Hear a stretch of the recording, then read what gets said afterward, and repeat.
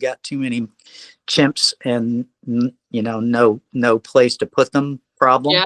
Yes. Yeah. But you've been around long enough to know that took 30 years. I've been in this since 1975, and then into the sanctuary side of things and the activist side of things since at least 80, 85.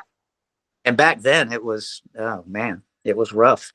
So thankfully people like Patty and the people that run, Chimp Haven, Raina Smith and the people at Chimp Sanctuary Northwest and all those folks who I've known for many, many years are, thankfully they've hung around and got accomplished what we had hoped.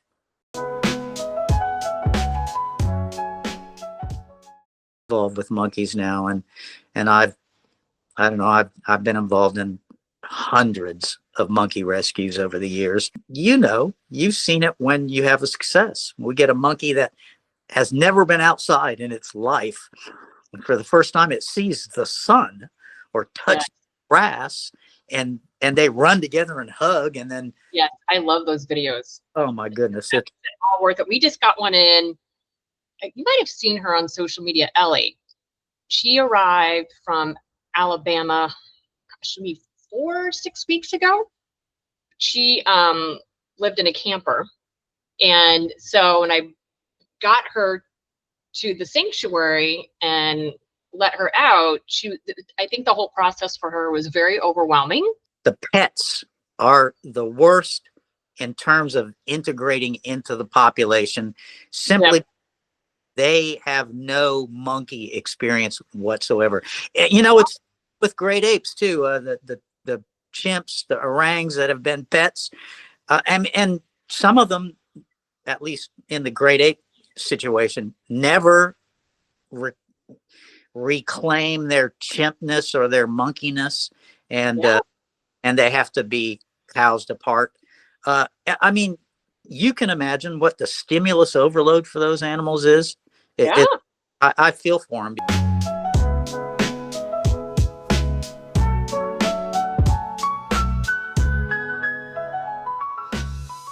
Someone asked about Coco the gorilla. I hear about her all the time, and I'm like, you know what? That would be a great thing for Bob to do, like a pop in and do a Zoom, because this is exactly where this is your origin story, right? I'd be happy to do that. Yeah, I actually came here to Oklahoma. I lived on the other side of town back then. I owned this house, and I house in graduate school because the chimp farm was 3 miles that way, and the library is a mile that way. And a graduate student, at least back then, we didn't have the internet. We had books, actual. And James and a couple of my other mentors would say to me, the library is where it's at. That's where the books are. And that's where the journals are. And to be honest, I wasn't as familiar with journals as I guess I should have been. I didn't really know there were like 14 different primate journals. And, and she said, down in the basement, you'll find them all. And I highly recommend that you read all that stuff, which was great advice. And so and in August of 1975, I landed here in Norman, and here we are, whatever it is, 45 years later. And I still feel extremely privileged to be able to work with these animals, not just the chimps or the orangs, which I briefly, spent some time at the Center for Great Apes and had the opportunity to work with their staff there and Patty and then, of course, in the early 90s, monkeys. And I wouldn't have it any other way.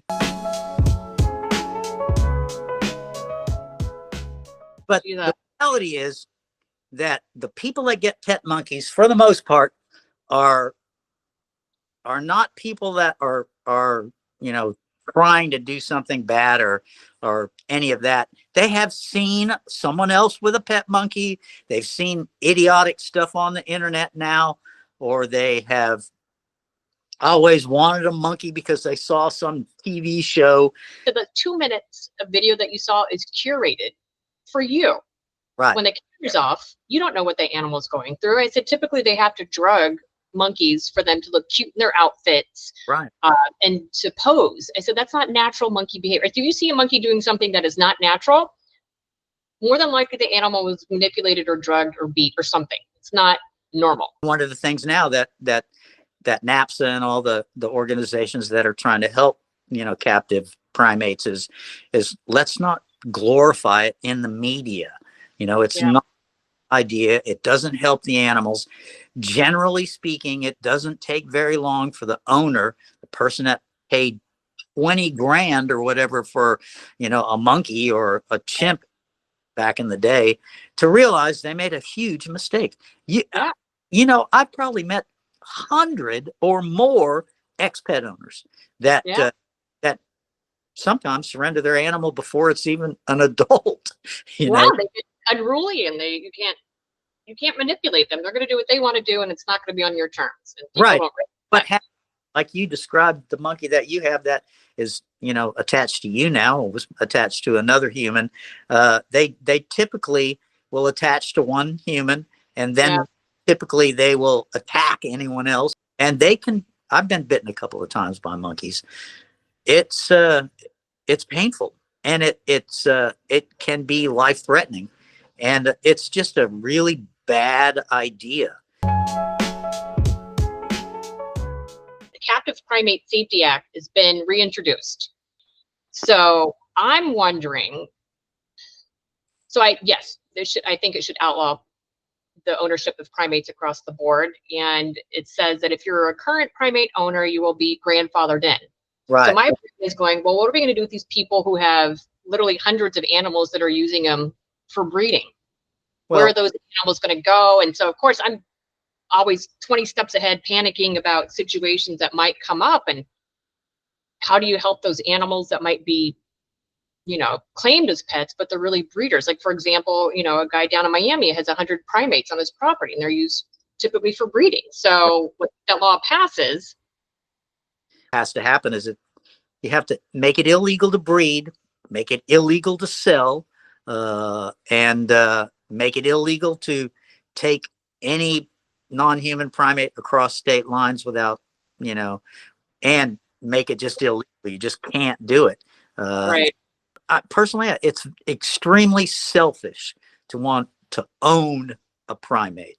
Right. I mean, primates are social animals, and in order to be social with a primate, you have to have this unholy alliance between you and a different species of primate. I mean, they look like you a little bit, and they might remind you of human, but they should have the right and bodily autonomy so that they can actually live with their own species or other monkeys. And I like the Non-Human Rights Project, I think is working towards those kind of solutions to this. I mean, like you said, it's not just monkeys, it's parrots and lizards and snakes. And I mean, I don't, and one species at a time, because the rights out there fighting all of this. But I think that focusing, especially since we're trained, focusing our attention on the animals that we know, a lot about and can help and have years of experience. Now you've got years of experience knowing all the issues.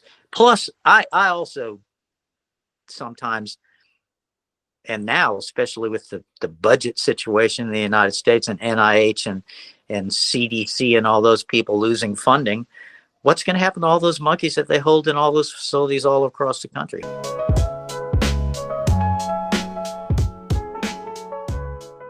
I love all these ideas of protecting the primates, but it always comes back down to who's going to help cover the cost, because it's not cheap. Well, I think 30 years or so ago, I was at a conference in Chicago with Jane Goodall, the Understanding Chimpanzees conference, which was, was talking about those particular issues, because at that time, even you'd get money for funding for, research on great apes or monkeys. And you just asked for your funding, and you didn't. And probably to this day, it doesn't occur to the principal investigator that they need to figure out what's going to, because a lot of them, they don't care. Well, it's a monkey. We can just kill it and everything's cool. And if it's not a study, then it just seems to me that they should have built-in funding for retirement, and that should be the first requirement. You can't get any money unless you get money to retire the animal after a non-terminal study.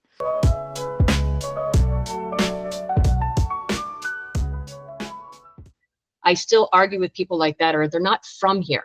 I'm like, well, that's such an irrelevant argument, right? But are from here now. They were born where they are right now. And it just seems to me that after about how many generations of monkeys have been, I mean, those aren't the original monkeys that were there in the 50s, No, they've been here for almost 80 years. So, and they're like, well, I'm like, well, how do you define what is your timeline for non-native versus, well, after European contact? I said, so everything that shows up described after European contact is bad, except the Europeans. Like, okay, that makes sense. That's a humans have caused an inordinate, irreparable amount of damage on this planet, but we'd like to remove ourselves from that equation, right? We just hold other animals and plants responsible for those things that we think are bad, but what they're really doing is just living their everyday lives. And that's what drives me bonkers about invasion biology. It just, what would be their solution? Would we just kill every single, and if you're going all the way back to when we came here, what, thousands of species, bugs, snakes, fish, mammals? Makes no sense. It's unrealistic. I mean, you have to take the situation for what it is, because you can't really roll back time. You know? And you can try to minimize the impact, especially if it does impact other animals. But I don't think that, at least in your monkey's case, I don't think that's the case. I don't think that they're doing anything that really damages the opportunity for the species that were there to begin with. I don't think it really does anything. I think they're just part of the environment now. As they have a role in their environment, they fit in, and that's just the way it goes. Personally, I think it has a right to live, and I just don't see that I don't see that being ethical, not to help a being that is alive and you could help. But I mean, it's one thing to talk about the philosophy of it, but when you're holding that animal in your hands and you can either kill it or allow it to die, or you can intervene and help it, why would you not help it?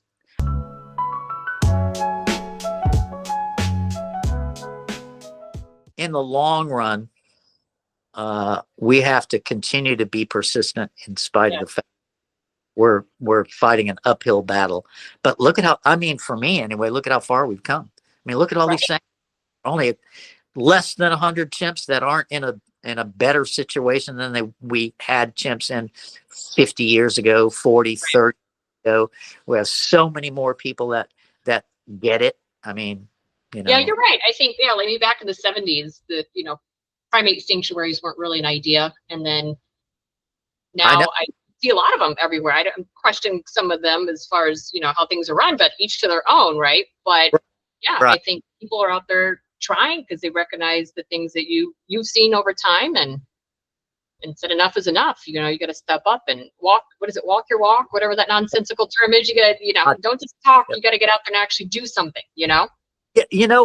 What's really interesting about that is the first primate sanctuaries, anyway, were actually, well, one of them was going before I got into primates, but the other one, primarily primates, which was established by Wally Sweat, and he was in Massachusetts, actually, moved to Texas, and that was in the late 70s. So, and he was one of the first people that I started interacting with, because I saw him at conferences and stuff, and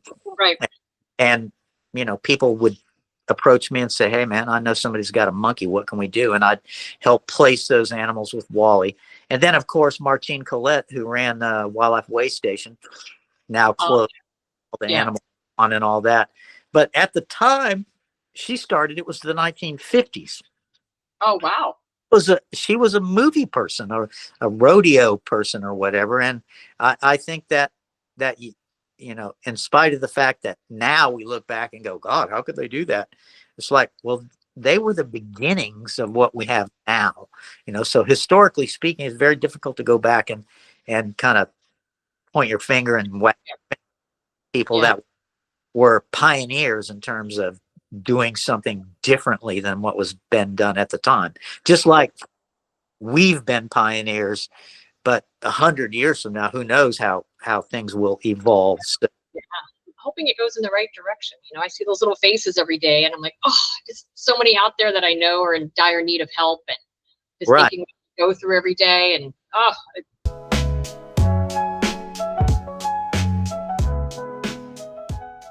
Breeding is still rampant, you know, and breeding facilities in Florida right now.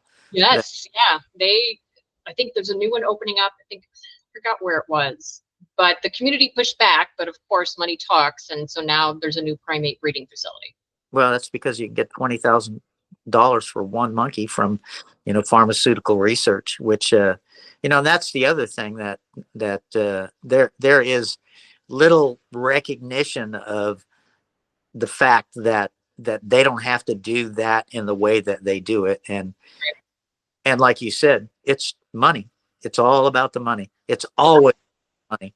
Yeah, And we have to find some way to either make it less profitable or, and at the same time, find alternatives that those people can use. Because, you know, it'd be naive to say that there aren't things developed from what we see as horrific research that are positive. I mean, I'm sitting here, I'm alive today because of the work that happened with chimps and hepatitis C and B and A. right. I have lived because hepatitis C almost killed me. And if it Yeah, weren't that research, I mean, not that I'm justifying it in any way, I wouldn't be here. So right. to pretend that those animals, the sacrifice or of those animals didn't do some good would be unfair, and also unfair to those animals that gave Yeah, their life. yeah, You know, absolutely. I it, agree. we shouldn't repeat the same mistake we made with chimps with monkeys.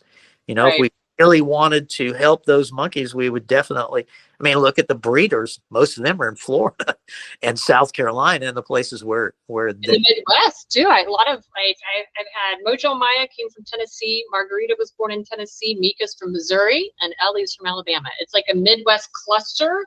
those three states have have some of the least protective uh, laws for primates and for wild animals. I mean, so Yeah, yeah, about that as well. I mean, the political situation and the openness to doing whatever the hell you want is that's got to change. You know, Texas, Oklahoma, Missouri, Louisiana, Florida, all the, you know, Alabama. Uh, yeah. It's the Wild West. yeah, It's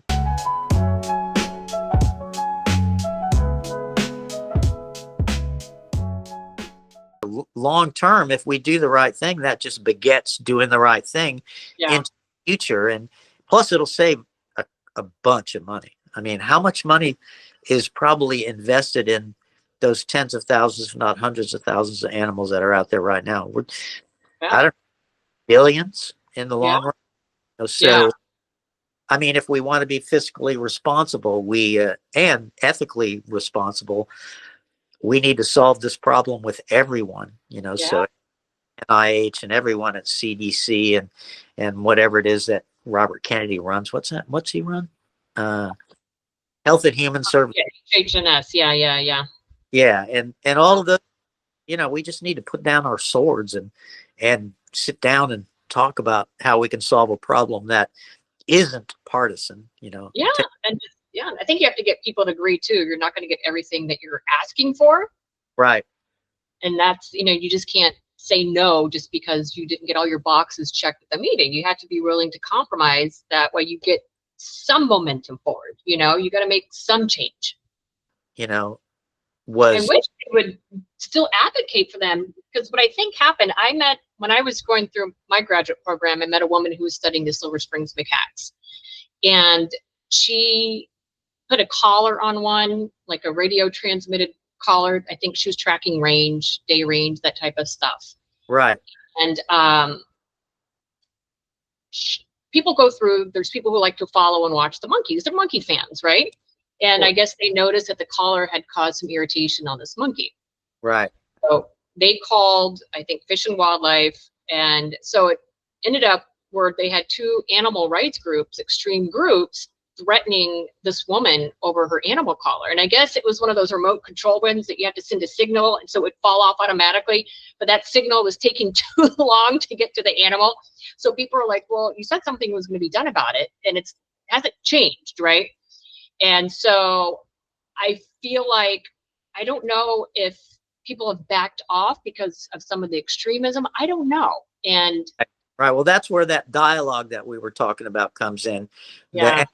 I try to walk a fence, and I work on both sides. I work with folks, and I work with, academicians, and I am a sanctuary person. I like help to start, that our sanctuary. So it just seems to me that level heads should prevail, and that in the long run, it would be a lot better to not get all aggro about something and actually find out what else is going on. Because in the past, I had been working on several monkey, lab situations, and activists kind of messed my whole trip up, showed up in front of a lab that had monkeys and were threatening the staff and doing all this stuff. And friends in the lab, they were calling me going, hey man, they're handing out a flyer. It's got your name on it, and which interrupted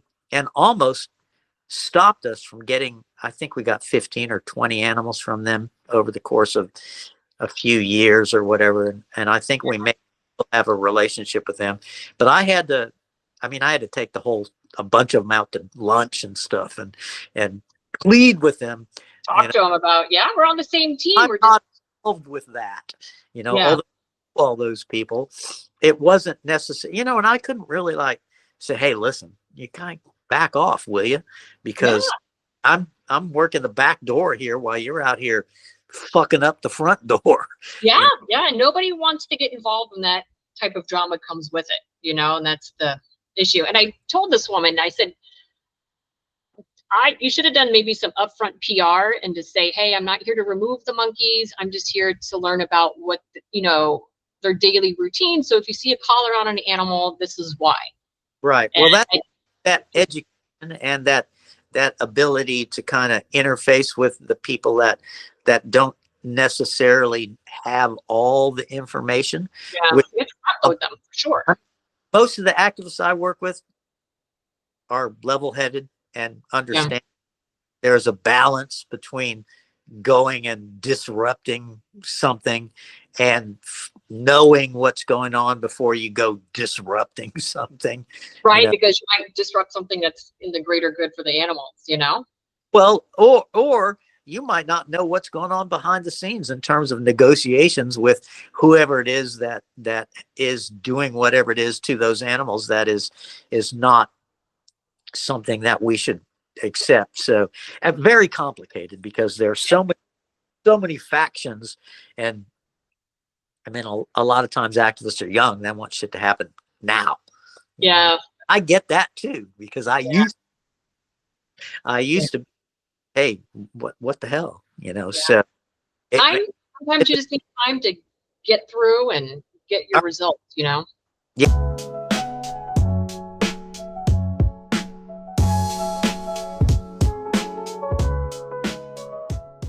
I think that an open dialogue between all of the forces and factions that are involved in helping these animals is a good thing. And absolutely. I agree 100%. I think people need to see this too, because, you have people who follow animal sanctuaries, but they don't really know the battles that we fight behind the scenes. Right. They think, oh, it's so awesome. It's so cute that you have all these, you work with monkeys. And I'm like, you have no idea what really goes on Right. and the daily ins and outs of, Right. not just taking care of these animals, but their welfare issues, their political issues that you have Right. to deal with and carefully tread through. And it's not out there, or if it is, people don't care to read about it. So I think it's good when they hear it from people who actually have the experience of hands-on daily ins and outs with, with these Right. animals. Well, I think that people that want to donate money ought to at least research the place that they're going to donate money to, and kind of interface. Best thing to do actually is to, kind of reach out and say, hey, I want to donate money to you, and I've got some concerns. What, can you interact with me or whatever? But I think the general public needs to know this is very expensive. We don't get any money from the government. We beg for money, literally beg for money. Not a whole big corporations really, throw money our way because, for whatever the reason, they're donating money to zoos or whatever, which is a whole nother topic. Yeah. Or the big celebrities things like, Tom Brady with Hertz. I'm like, he has enough money. I have no money. He could deal without your contract. Send that money you're giving him, send it to me. Right. So, even $10 a month or whatever would help, because our small donors are the ones that make the world go round, and those are the folks that we would like to have, because they're the ones that really care. They're not looking, an image enhancement or any of that sort of thing. They're looking to help an animal, and to feel like they're doing some good. And even $10 a month does a lot of good.